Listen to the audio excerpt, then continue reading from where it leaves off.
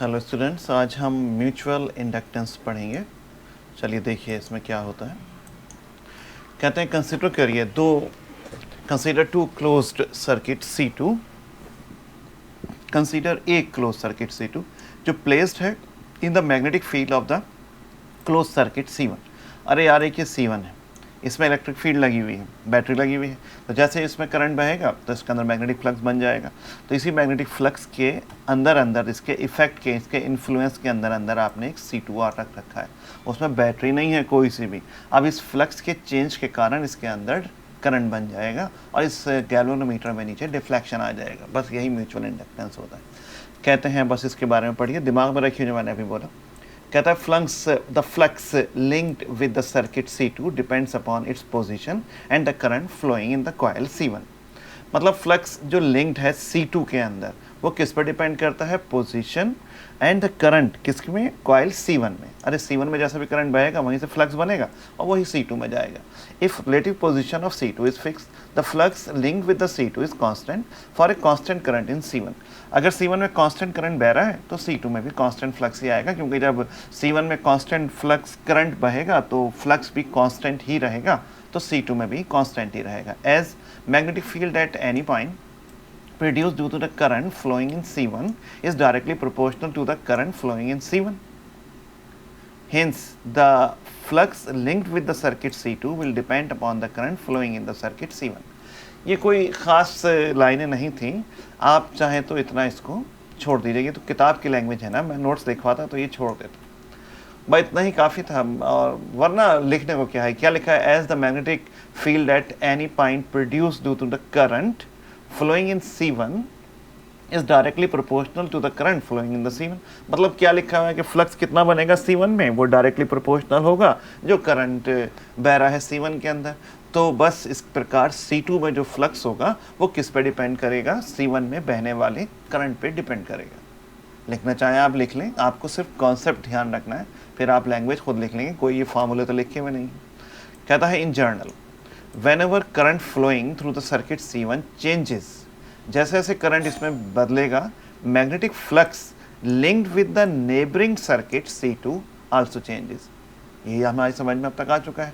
जैसे जैसे C1 में करंट बदलेगा तो उसका फ्लक्स बदलेगा और फ्लक्स बदलने के कारण C2 का भी फ्लक्स खुद ब खुद बदलेगा। Hence, induced EMF is set up in the neighboring circuit। जब उसमें फ्लक्स चेंज होगा C2 में तो उसके अंदर क्या बन जाएगा? एक इंड्यूस्ड EMF बन जाएगा।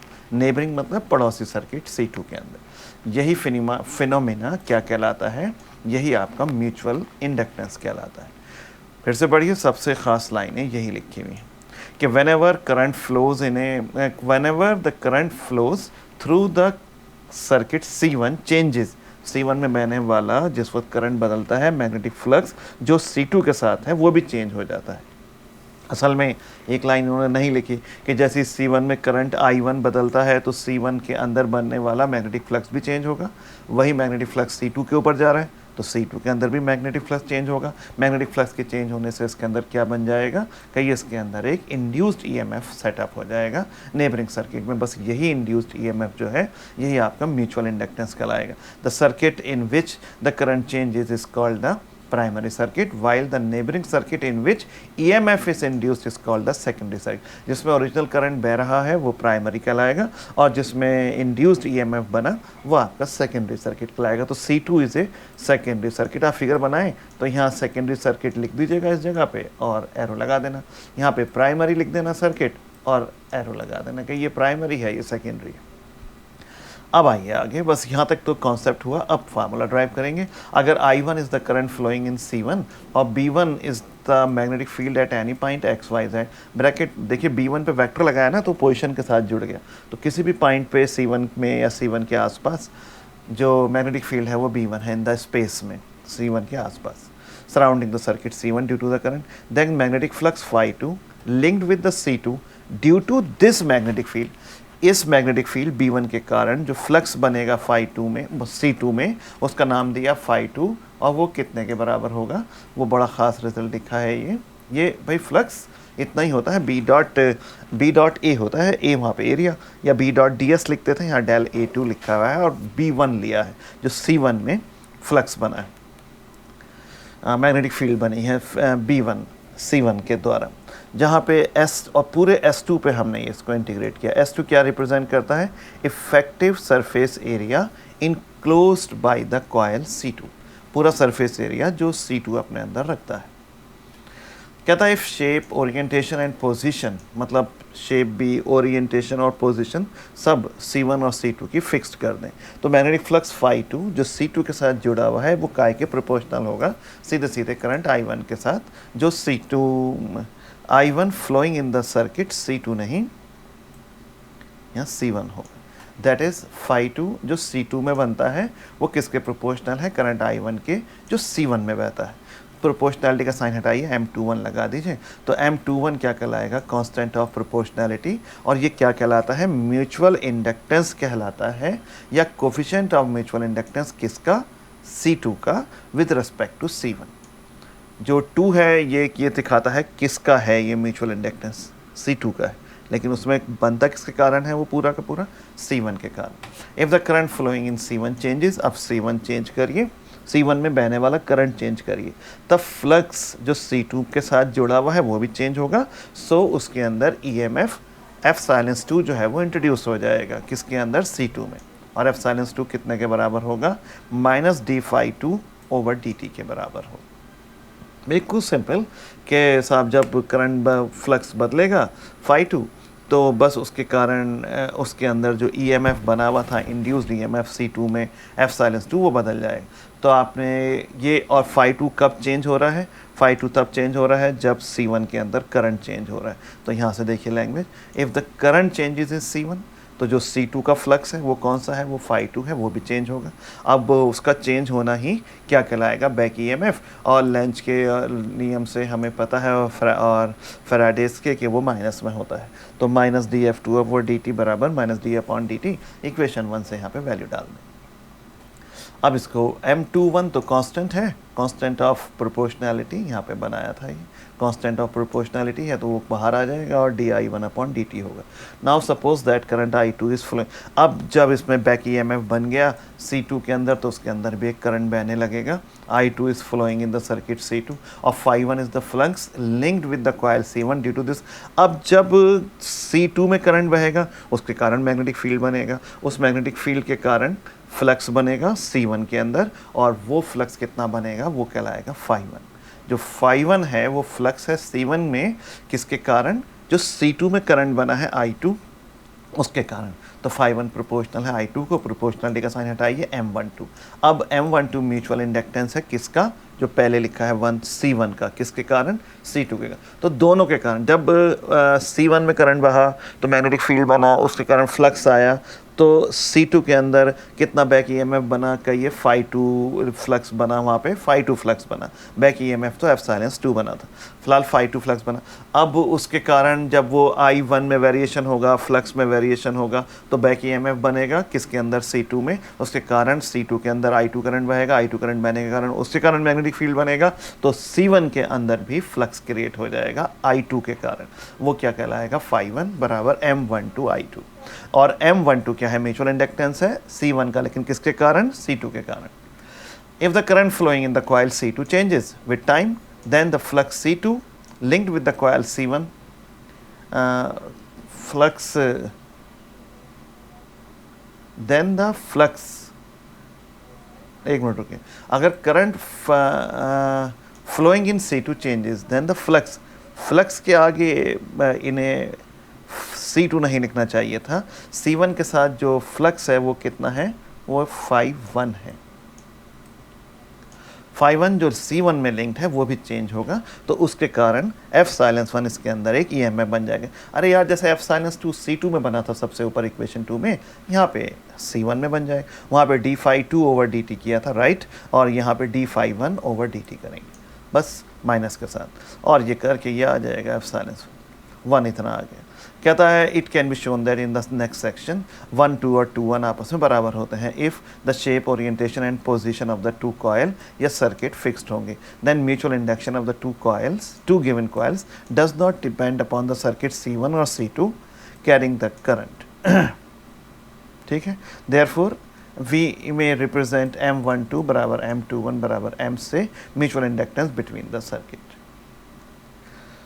तो बस the SI unit of mutual induction Henry होती है। अरे यार यहाँ तो म्यूचुअल इंडक्शन निकालना था, इक्वेशन 4 तक निकल चुका है। C1 के कारण C2 में क्या हुआ, वो phi2 फ्लक्स बना था और फिर उसमें करंट I1 घूमने के कारण C1 में वो फ्लक्स में चेंज आया C2 में, तो वहाँ पे करंट क्रिएट हो गया था और उसमें बैक EMF बन गया था F-2, ये C2 में बना था। अब इस करंट के बनने से, यहाँ EMF के बनने से करंट बनेगा I2, उसके कारण C1 में फ्लक्स आएगा, फिर फ्लक्स चेंज होगा तो उसके कारण भी बैक EMF बन जाएगा। बस यही होते हैं म्यूचुअल इंडक्टेंस, एक दूसरे के कारण जो बनते हैं।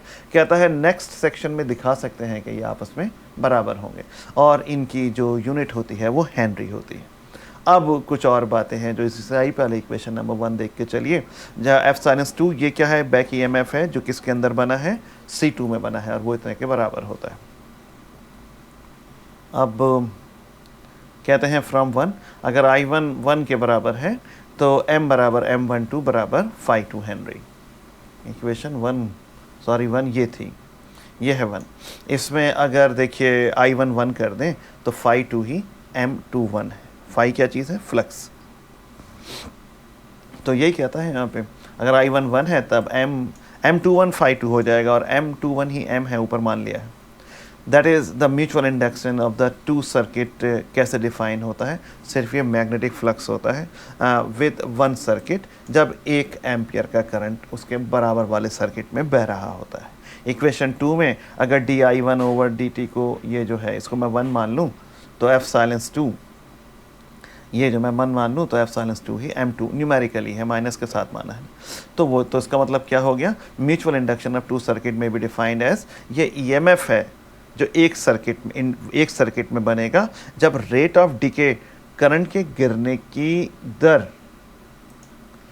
देखिए गिरना क्यों कह रहे हैं, माइनस के साथ 1 माना है ना, decay in ampere per second in neighbouring circuit is unity.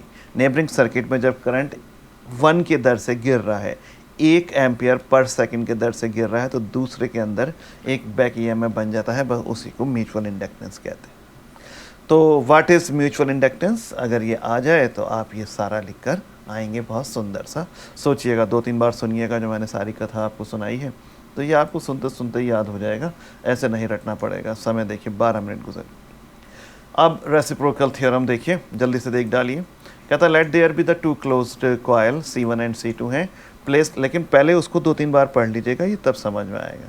Place close to each other and carrying I1 and I2 ampere current respectively. Figure क्या पिछला ही डिस्कस कर रहे हैं, 4.18 नहीं, ये तो 17 था।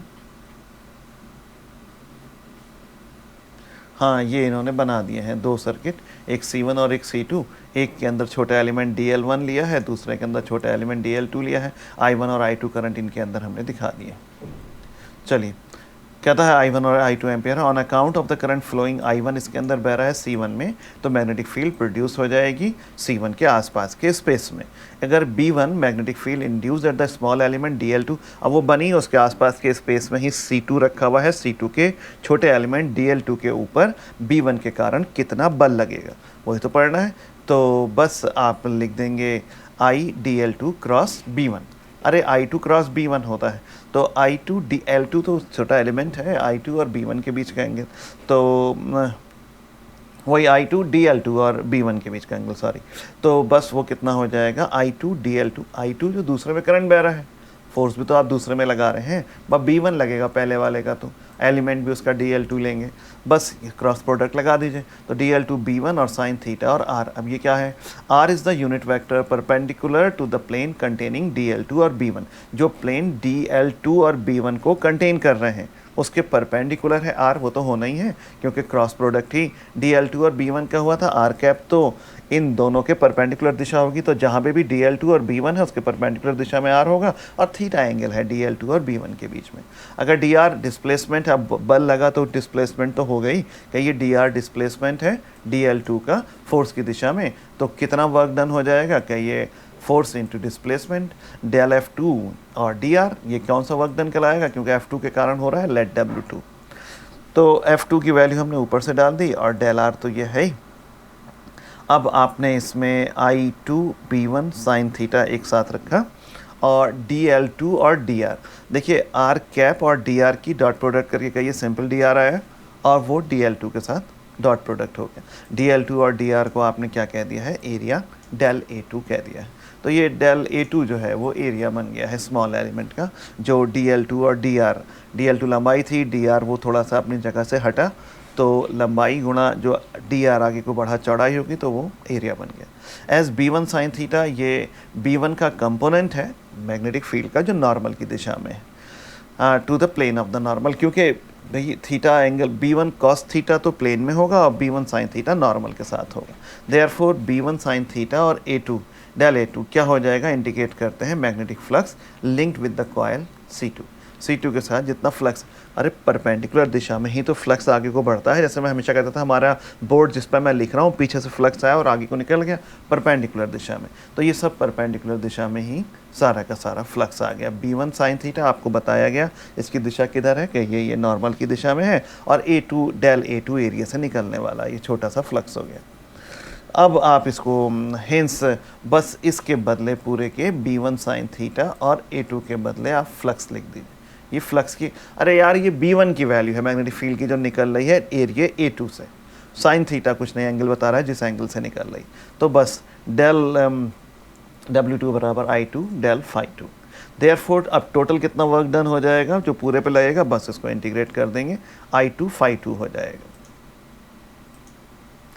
सिमिलरली टोटल वर्क डन जो φ1 के ऊपर होगा कॉइल C1 में कैरिंग करंट I1 में, वो कितने के बराबर होगा, ये तो आपने W2 निकाला I2 φ2। इसी प्रकार उल्टी बात करिए, जो φ1 फ्लक्स होगा जो C1 पे लगेगा कैरिंग करंट I1, उसके कारण W1 बराबर I1 φ1 होगा। अब मैं वीडियो को रोकता हूँ, जस्ट इसी के बाद मैं दूसरा वीडियो बनाता हूँ, उसमें इस इक्वेशन 1 2 के आगे बढ़ेंगे। This video is continued.